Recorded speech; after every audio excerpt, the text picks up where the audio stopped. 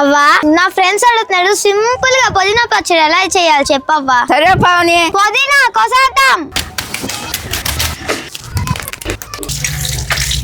నూనె పోసేద్దాం. ఎండుమిరకాయలు వేసేద్దాం. ధనియాలు, ఆవాలు, జీలకర్ర, మెంతులు ఏగిపోయి తీసి పక్కన పెట్టుకుందాం. పుదీనా అయితే వాడుచుకుందాం. పుదీనా అయితే వాడిపోయింది, తీసి పక్కన పెట్టుకుందాం. ఇప్పుడు టమాటాలు అయితే వాడుచుకుందాం. కొద్దిగా చింతపండు వేసుకుందాం. టమాటా కూడా చల్లార్చుకొని పక్కన పెట్టుకుందాం. ఎండుమిరకాయలు దంచేద్దాం.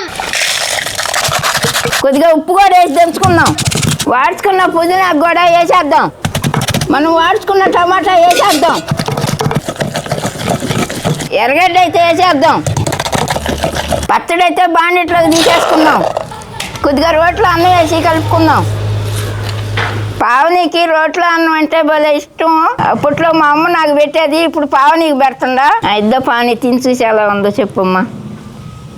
అవ్వా రోట్లో పచ్చడి సరిగ్గా ఉందమ్మా. మీరు లైక్ చేసి సబ్స్క్రైబ్ చేసుకోండి. మా అవ్వ మా